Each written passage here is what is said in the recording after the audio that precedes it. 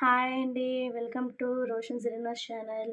ఇవాళ మనం అల్లపు చట్నీ చేద్దామండి. అల్లపు చట్నీ అనేది ఇది పచ్చిమిర్చి అల్లపు చట్నీ అండి. దోసలో, ఇడ్లీలో బాగుండిద్దండి. ఎలా చేయాలో చూద్దామండి అల్లపు చట్నీ అండి. చింతపండు అనేది నానబెట్టుకొని ఇలా తీసుకోవాలండి. కొంచెం అల్లము, పచ్చిమిర్చి తీసుకోవాలండి. కొంచెం బెల్లం తీసుకోవాలండి. అల్లపు చట్నీ ఎలా చేయాలో ఫస్ట్ స్టవ్ అనేది ఆన్ చేసుకుందామండి. ఆయిల్ ఆల్రెడీ వేసుకున్నానండి, హీట్ అవ్వాలి ఇది. ఇప్పుడు పచ్చిమిర్చి అల్లం వేసుకుందామండి దీంట్లో.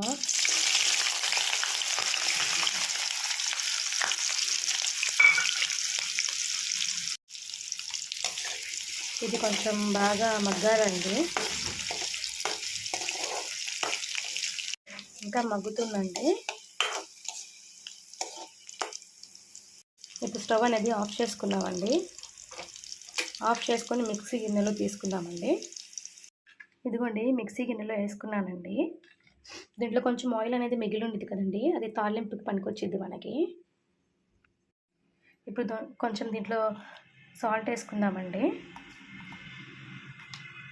ఇప్పుడు కొత్తిమీర వేసుకుందామండి. కొత్తిమీర అనేది మనకి ఆప్షనల్ అండి, వేసుకుంటే వేసుకోవచ్చు, లేదంటే లేదండి. కొంచెం దీంట్లో బెల్లం వేసుకుందామండి. బెల్లం అనేది ఎక్కువ వేస్తేనే కదండి అల్లపు చట్నీ బాగుండేది. ఇప్పుడు కొంచెం ఇది మిక్సీ చేసుకుందామండి.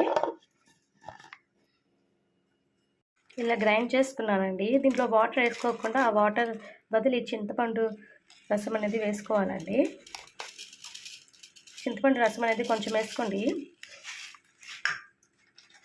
దీంట్లో అలానే కొంచెం జీరా కూడా వేసుకోండి. మళ్ళీ గ్రైండ్ చేసుకోవాలండి. ఇది ఇలా మిక్సీ చేసుకోవాలండి మెత్తగా. ఇది గ్రీన్గా ఉంది అనుకుంటారేమోనండి, దీన్ని పచ్చిమిర్చితో చేశాను. ఎండుమిర్చితో చేస్తే రెడ్గా ఉండిద్దండి. దీంట్లో ప్లస్ కొత్తిమీర కూడా నేను వేసానండి, మీరు వేస్తే వేయండి, లేదంటే లేదు.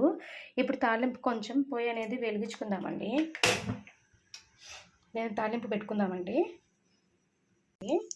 దీంట్లో ఇది అనేది అల్లపు చట్నీ అనేది కొంచెం గిన్నెలో తీసుకుందామండి.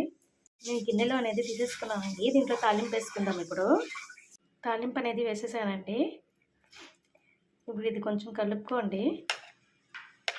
అల్లపు చట్నీ అనేది రెడీ అయిపోయిందండి. మీరు కూడా ఇలా ట్రై చేయండి. దోశలో, ఇడ్లీలో అన్నీ బాగుండిద్దండి. వీడియో చూస్తున్న వాళ్ళు లైక్ చేయండి, సబ్స్క్రైబ్ చేయండి. Thank you so much.